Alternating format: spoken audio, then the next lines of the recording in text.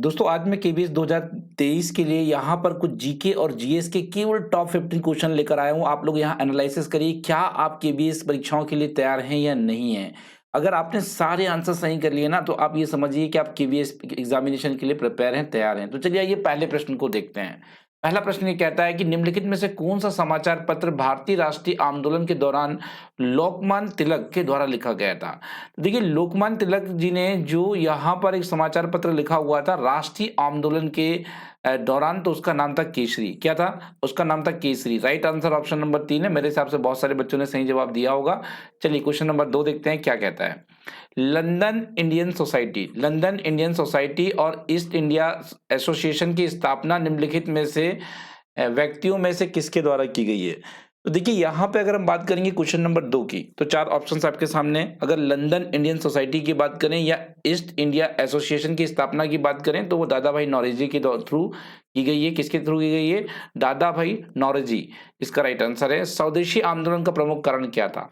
देखिए, स्वदेशी आंदोलन किस कारण से हुए थे, ये प्रश्न आपके सामने उठ रहा है।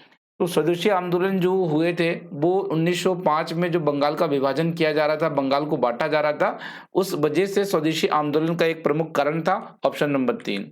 नेक्स्ट देखेंगे, भारतीय क्रांति की जननी किसे कहा जाता है। देखिए, एक महिला कह सकते हैं या भारतीय क्रांति की जननी अगर कहें तो जिन्होंने भारतीय राष्ट्रीय आंदोलन में बढ़ चढ़ के भाग लिया है, और इसीलिए इन्हें भारतीय क्रांति की जननी भी कहा गया है, जिनका नाम मैडम कामा है। क्या है? मैडम कामा इसके लिए बिल्कुल सही जवाब है।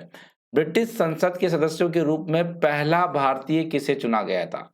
बहुत बढ़िया प्रश्न है ये। ब्रिटिश संसद के सदस्य के रूप में पहला भारतीय किसे चुना गया था? ऑप्शन नंबर 2 होगा दादा भाई नौरोजी। क्या होगा? दादा भाई नौरोजी ही इसका राइट आंसर है। नेक्स्ट देखेंगे, महिलाओं ने किस आंदोलन में वल्लभ भाई पटेल को सरदार की उपाधि दी थी? बड़ा अच्छा प्रश्न है। महिलाओं ने किस आंदोलन में वल्लभ भाई पटेल को सरदार की उपाधि दी थी? तो जवाब आता है बारदोली आंदोलन। बारदोली आंदोलन में ऐसा हुआ था। नेक्स्ट देखेंगे, 1916 में प्रसिद्ध लखनऊ समझौते के बीच हस्ताक्षर किए गए थे।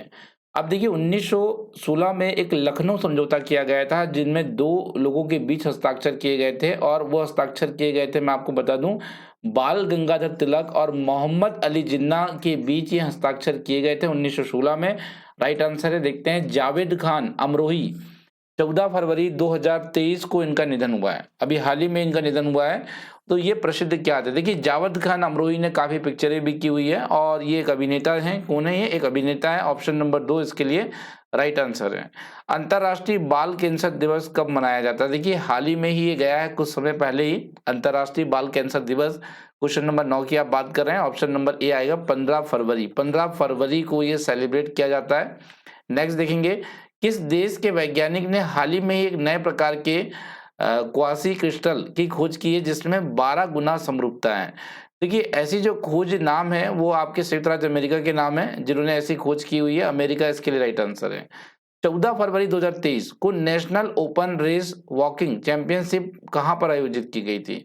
देखिए, ये जो 14 फरवरी 2023 को जो आयोजित किया गया था, क्वेश्चन नंबर 11 है, ये रांची में किया गया था। कहाँ किया गया था? रांची में किया गया था, याद रखना है। फरवरी 2023 में हुंडई मोटर इंडियन लिमिटेड के ब्रांड एम्बेसडर के रूप में किसे नियुक्त किया गया है? अगर आप इसके ब्रांड एम्बेसडर की बात करते हैं तो वो नियुक्त किया गया था यास्तिका भाटिया और रेणुका सी ठाकुर को। ये भी याद रखना है, काफी इंपॉर्टेंट है। 2022-2023 के लिए प्रत्यक्ष कर संग्रह 11 फरवरी 2023 तक खालिस्तान लाख करोड़ रुपए आया था। अगर देखिए, यहाँ पे एक प्रत्यक्ष कर की हम बात करेंगे, 11 फरवरी 2023 तक ये कलेक्शन हुआ था 2022-2023 का, जिसका कलेक्शन अगर आप लोग देख रहे हैं तो यहाँ पर लगभग 15.67 लाख करोड़ रुपए आया हुआ था। नेक्स्ट देखेंगे, सांख्यिकी और कार्यक्रम कार्यान्वयन मंत्रालय में आंकड़ों के अनुसार भारत में औद्योगिक उत्पादन आईआईपी सूचकांक या दिसंबर 2022 में कितने प्रतिशत बढ़ गया था? हालांकि ये डिफिकल्ट क्वेश्चन है, पर आपको बताना चाहूंगा 4.3% ये बढ़ा हुआ था। किस राज्य ने 14 फरवरी 2023 को प्रधानमंत्री स्कूल फॉर राइजिंग इंडिया को राज्य में लागू करने का निर्णय लिया था?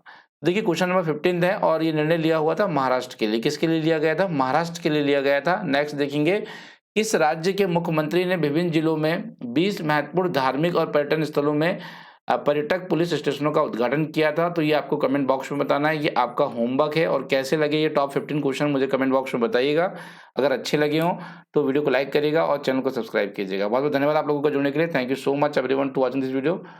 मिलते हैं आपसे अगली क्लास रात 9 बजे। Thank you.